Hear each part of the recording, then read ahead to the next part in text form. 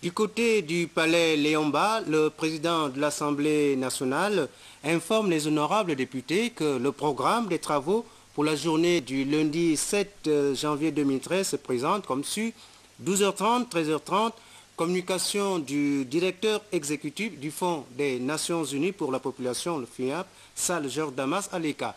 15h, communication du Premier ministre de la République de Turquie à l'hémicycle du palais Léomba. La présence des honorables députés à ces séances de travail est vivement souhaitée. La conférence internationale de lancement de la campagne de communication de la 23e édition du FESPACO s'est tenue à l'auditorium du ministère de l'économie en présence du ministre de la Communication et de ses collègues ministres de la Culture, celui de l'économie, du budget et de la fonction publique. Des précisions avec Ahmed Mouyaka et Victor Mundunga. Après Paris, Bruxelles, Dakar et Tanger, Libreville accueille pour la première fois en Afrique centrale le lancement international de la campagne de communication de la 23e édition du FESPACO, Festival panafricain du cinéma et de la télévision de Ouagadougou, une grande compétition du cinéma africain qui aura lieu du 23 février au 2 mars 2013 au Burkina Faso. Dans son mot de bienvenue et en présence de quelques membres du gouvernement et de plusieurs invités du monde du 7e art, le ministre de l'économie numérique, de la communication et de la poste s'est réjoui du choix porté sur le Gabon. Vous êtes tous au Gabon chez vous, car nous partageons la même terre qu'est l'Afrique et la même passion qu'est le cinéma. Je voudrais, au nom de son Excellence M. Ali Bongo Ondimba, président de la République, chef de l'État, remercier le gouvernement du Burkina Faso d'avoir fait du Gabon le pays invité d'honneur de cette 23e édition qui se tiendra à Ouagadougou du 23 février au 2 mars 2013. Le choix porté sur le Gabon n'est pas un fait du hasard. Maintes motifs peuvent justifier cette option prise par la délégation générale du FESPACO. Le Gabon vient de célébrer brillamment les 50 ans de son cinéma. Il a contribué considérablement au patrimoine cinématographique africain. Des filles et des fils de ce pays ont porté et continuent de porter haut le flambeau du cinéma africain. Placé sous le thème cinéma africain et politique publique en Afrique, un thème qui apparaît comme une invite à la réflexion autour du cinéma africain. Après la brillante organisation de la Coupe d'Afrique des Nations à Cannes 2012, le Gabon est une fierté africaine qui apporte une touche particulière à l'expression du panafricanisme. Le thème de la 23e édition du FESPACO, à savoir cinéma et politique publique en Afrique, vient comme une invite à tous les pouvoirs publics. Il est temps de mener une réflexion autour du cinéma africain et d'oser faire des propositions à même de favoriser l'émergence d'une véritable industrie cinématographique sur le continent. Cette émergence d'une véritable industrie cinématographique sur le continent passe nécessairement par la création d'un fonds panafricain pour le cinéma et l'audiovisuel, mais aussi par la création des salles de cinéma qui sont également des espaces de socialisation et d'éducation des peuples. En attendant ce grand événement artistique, les professionnels du Gabon célèbrent les 50 ans du 7e art gabonais. Teclair Mekumebono a saisi cette occasion pour jeter un regard sur le chemin parcouru par le cinéma gabonais. Le cinéma gabonais a 50 ans. Des années au cours desquelles l'art cinématographique gabonais semble avoir connu une nette évolution. Les choses avancent en fonction de l'évolution des nouvelles technologies. Il y a une plus grande production qui est, comment dirais-je, diversifiée.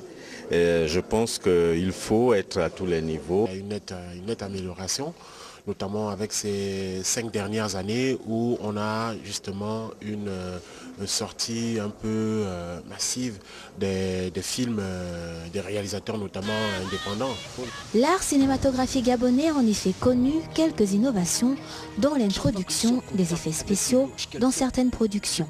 Des effets spéciaux, mais c'est la tendance, hein, voyez-vous, et c'est moi je suis réalisateur, mais vous savez, on n'a pas tous la même façon de voir les choses, mais c'est ce qui est un peu plus ce qui va à la mode, c'est l'usage des effets spéciaux. Et le public, il faut le reconnaître, le public est très attiré par des films avec des effets spéciaux. Pour bien des professionnels, le cinéma gabonais a bien de beaux jours devant lui. Et oui, le meilleur est à venir. On est un peu plus confiant par rapport à l'avenir, tout en remerciant les aînés d'avoir abattu un gros boulot. Voilà, donc je pense notamment à Tonton Fifi, à Philippe Maury qui, avec beaucoup de peine, avec beaucoup de difficultés, a lancé la machine. Et voilà, il y a eu beaucoup de grands frères qui sont passés avant nous et qui ont porté la chose à bout de bras et parfois dans des conditions difficiles. Arriver à créer le Sénassi, ça n'a pas été une chose facile. Mais maintenant, voilà, aujourd'hui on a aussi une nouvelle classe de cinéastes qui naissent. Et donc c'est plus l'avenir maintenant qu'il faut construire, quoi. Plus que par le passé, le cinéma gabonais a besoin d'une plus forte implication des pouvoirs publics dont le soutien est vivement attendu par bon nombre de cinéastes nationaux, professionnels et amateurs. Sache que moi, on ne me bourre pas d'espoir. Courage donc à nos vaillants cinéastes et surtout à la nouvelle génération. Parlons-en maintenant de la santé. Comment améliorer la qualité de l'accueil des malades et des usagers dans les structures sanitaires de notre pays?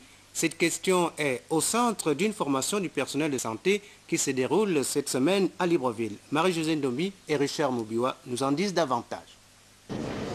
La mauvaise qualité de l'accueil des patients et autres usagers, une situation devenue récurrente qui entame l'image et le bon fonctionnement de nos structures hospitalières. La question a fait l'objet d'une réflexion profonde des autorités du ministère de la Santé qui ont décidé d'organiser une formation à l'intention de cette catégorie de personnel en sollicitant les services d'un prestataire pour apporter une solution à ce phénomène qui prend de l'ampleur. Au-delà de savoir-faire, l'accueil impose un savoir-être, un sourire, une écoute, un professionnalisme, une assurance. La personne inquiète face à l'agent de santé, déjà elle est malade, doit se sentir entendue, comprise et au besoin apaisée. C'est dans cet esprit que l'accueil est avant tout une attitude, un comportement et surtout un langage approprié. Aujourd'hui, il est donc urgent de savoir accueillir et d'avoir des professionnels de l'accueil dans nos structures hospitalières.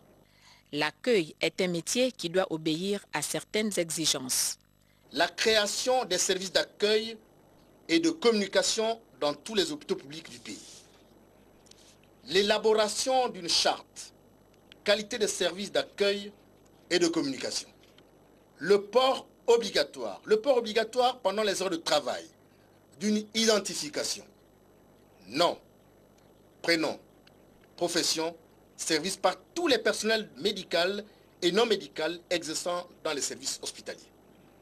Le port obligatoire d'une tenue de service pour tous les agents d'accueil dans nos hôpitaux. La présente formation, qui va s'étendre au personnel de soins, concerne dans un premier temps une 60aine d'agents d'accueil. Toujours dans le domaine de la formation, rencontre pédagogique à l'École normale supérieure d'enseignement technique de Libreville, la traditionnelle réunion de la direction avec les étudiants de cet établissement a débuté par une levée des couleurs. Reportage Rodrigue Tessa Mwanga et Félix Modibongoy. Autour du drapeau et du directeur général de l'ENSET, enseignants et étudiants ont chanté en chœur l'hymne national. Un acte plein de symboles qui traduit la reprise des cours au lendemain de la célébration de la Saint-Sylvestre. Nous occasions deux rentrées académiques. La première rentrée en octobre, qui reçoit les élèves de première, deuxième, quatrième année. Et la deuxième, disons, en janvier, qui reçoit les étudiants qui reviennent en stage. Et ça nous permet, si vous voulez, de faire le point, de lancer la machine, essayer de voir comment nous pouvons fonctionner sur de bons auspices. Puis, la traditionnelle réunion direction et étudiants. Les informations sociales et pédagogiques, la campagne de stage, les problèmes de bourse, autant de points inscrits à l'ordre du jour. Les étudiants doivent s'organiser sous une mutuelle. Il faut que ça soit bien organisé.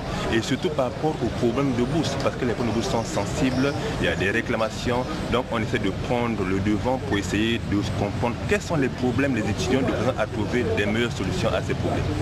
Et comme il est de coutume, la rencontre pédagogique a donné lieu au jeu de questions-réponses.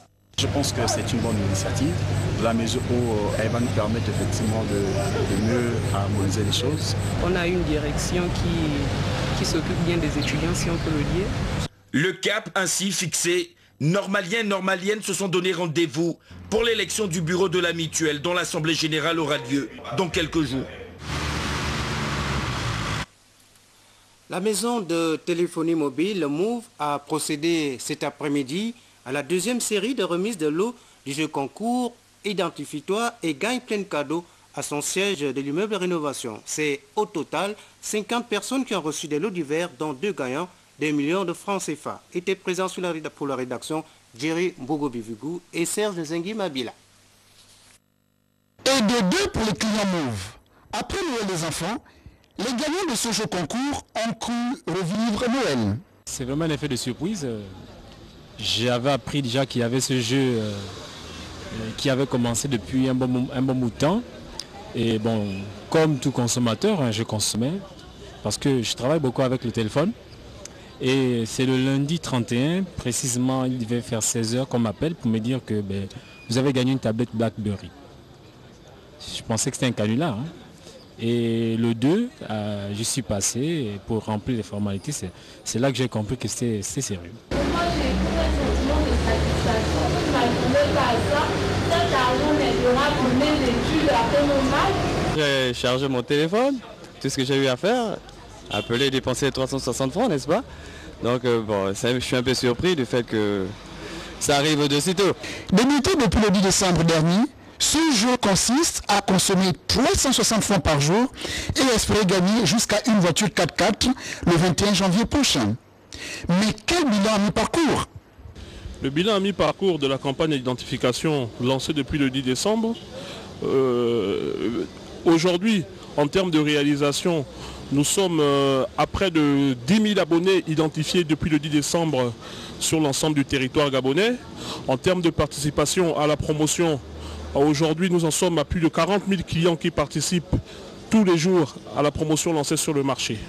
Plus que 2 semaines de chance, nos limites de gagner de nombreux lots. Alors, à vos marques, prêts, consommez. Voilà, mesdames et messieurs, c'est la fin de ce journal. Merci d'avoir été des nôtres. Meilleurs vœux à tous et à chacun. Une excellente soirée à tous. Au revoir et à demain 20h.